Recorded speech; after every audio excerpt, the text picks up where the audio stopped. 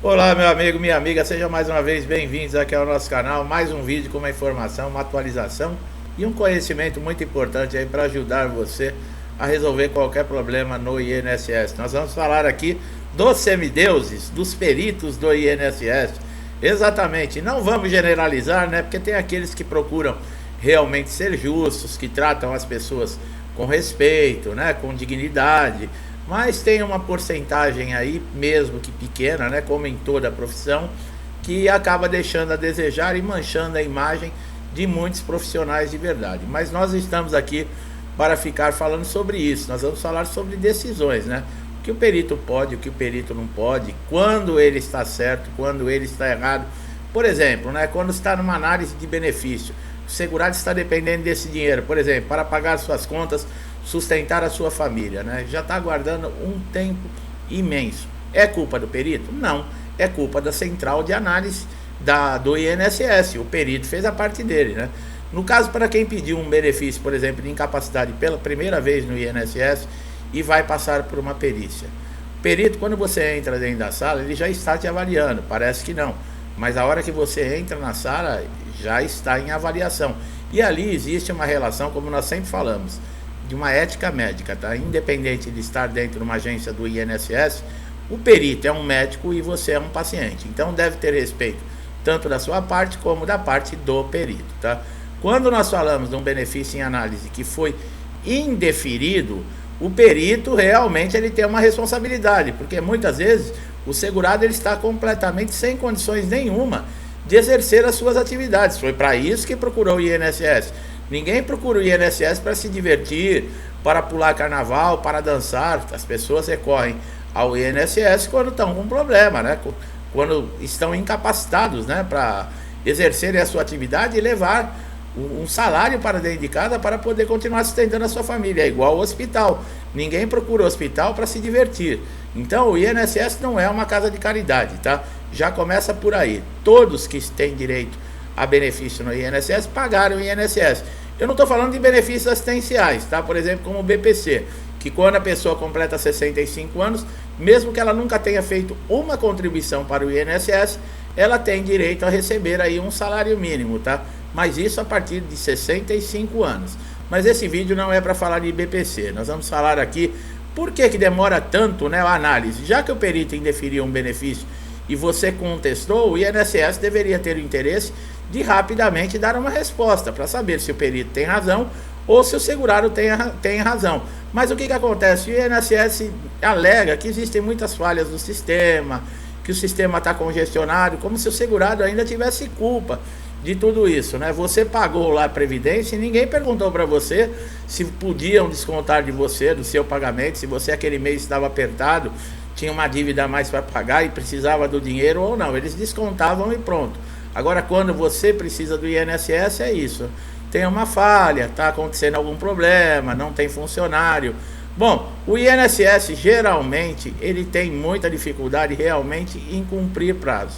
Para benefícios de incapacidade, esses prazos de análise são de 30 dias, tá? Só que, como nós já falamos, também é prorrogável por mais 30. Quer dizer, quando o seu benefício vai para análise, já conte com 60 dias no mínimo. Existe uma maneira de você acompanhar o que está acontecendo, o andamento dessa análise de benefício através do portal Meu INSS. Muita gente não sabe, mas você consegue acompanhar, ou mesmo telefonando para o 135. Agora, quando o INSS deixa de cumprir esses prazos, que é para analisar o benefício, você tem a ouvidoria do INSS à sua disposição para fazer uma reclamação. Você encontra postos dessa ouvidoria dentro das agências, tá? Não são todas, mas algumas agências disponibilizam. Caso você não queira se dirigir até uma agência, você pode fazer pelo telefone. Ou então você vai contratar um advogado e entrar com um mandado de segurança. O mandado de segurança nós já falamos também que não serve para o juiz dizer se você tem direito ou não ao benefício. O juiz não vai fazer a análise. O juiz vai intimar o INSS porque ele não está cumprindo o prazo determinado por lei para fazer essa análise. O perito, como nós falamos, ele pode indeferir um benefício, tá? Tanto de auxílio-doença como aposentadoria por invalidez. Antes do auxílio-acidente, eles, por exemplo, quando ele era concedido, ele chama um benefício indenizatório. Por quê? Porque esse segurado iria receber esse benefício de auxílio acidente até a aposentadoria. Quando se aposentasse, perde o direito, porque não pode acumular, com caso com aposentadoria, ou então com falecimento. Hoje não, em 2022 teve uma medida provisória que acabou incluindo o auxílio acidente e pode ser chamado, por exemplo, para passar num pente fino ou numa revisão. O auxílio acidente é aquele benefício que o segurado que ficou com uma lesão por causa de um acidente ou de uma doença, ele teve uma redução na sua capacidade, mas isso não impede dele continuar, às vezes, trabalhando na mesma função ou exercendo algum outro tipo de função. Então o INSS paga esse benefício, que geralmente é a metade do salário desse segurado, e ele pode retornar ao trabalho recebendo o auxílio acidente juntamente com o seu salário mensal. Se você tem dúvidas, por exemplo, de benefícios que podem ser acumulados, nós temos vídeo aqui no canal que nós falamos sobre isso, tá?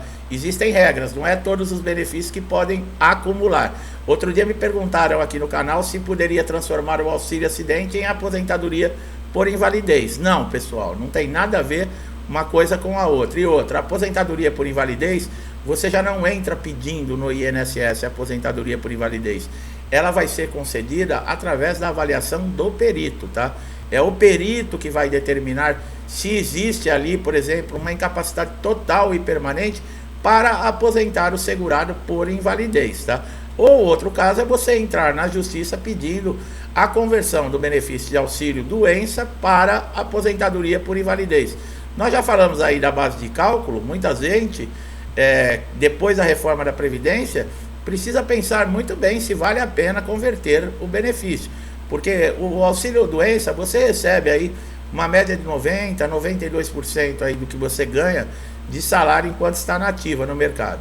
A aposentadoria por invalidez, depois da reforma da Previdência, passou a fazer novos cálculos e existe uma perda aí que o segurado tem quando se aposenta por invalidez. E outro problema muito sério, né?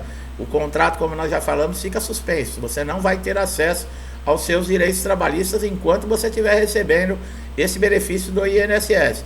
Então, o que acontece? Antes, a aposentadoria por invalidez era chamada 2 anos para se passar uma perícia para ver se ainda existia a incapacidade que gerou, né, o benefício. Hoje não, hoje a aposentadoria por invalidez é chamada constantemente para passar perícia de revisão aí, de pente fino, e não tem o que ser feito, tá? É diferente em alguns casos, por exemplo, a aposentadoria por invalidez. Se você tem um indeferimento, o perito, na hora da perícia, ele fala, não, você não tem mais uma lesão, e ele lhe dá alta. Se você já recebe o benefício há mais de 5 anos, você não perde o pagamento instantaneamente. Por quê? Porque você tem direito à mensalidade de recuperação, que é aqueles 18 meses que você vai continuar recebendo o benefício, mas podendo voltar ao mercado de trabalho. Olha aí, essa diferença é muito grande. Se você pensar com relação ao auxílio doença, que quando dá alta, você só vai receber aqueles dias que você ainda permaneceu com o benefício. Terminou, você não tem direito. A aposentadoria por invalidez, ela se expande ainda por mais 18 meses, né? 6 meses você vai receber ainda o salário integral. Do 7º mês ao 12º mês, você recebe a metade. E do 13º mês ao 18º, você recebe 25%. Mas isso ajuda muito o segurado, porque não é uma perda instantânea. Mas lembrando que você tem que estar recebendo o benefício de aposentadoria por invalidez há mais de 5 anos, tá? Quem não tem 5 anos recebendo aposentadoria não tem direito, aí no caso, a mensalidade de recuperação.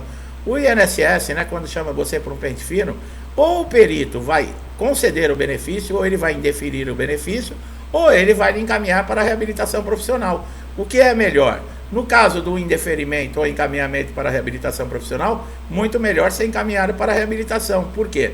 Enquanto você permanecer na reabilitação profissional, o seu benefício não pode ser cessado, você vai continuar recebendo pagamento, tá? Então isso já é uma grande coisa, porque quando há o indeferimento, como eu falei, você tem até recursos para entrar no INSS para tentar reverter essa decisão do perito. Mas enquanto não der um resultado, você fica sem pagamento. E outra, você não tem nada garantido que esses recursos vão reverter a decisão lá do perito. Então é uma coisa muito incerta.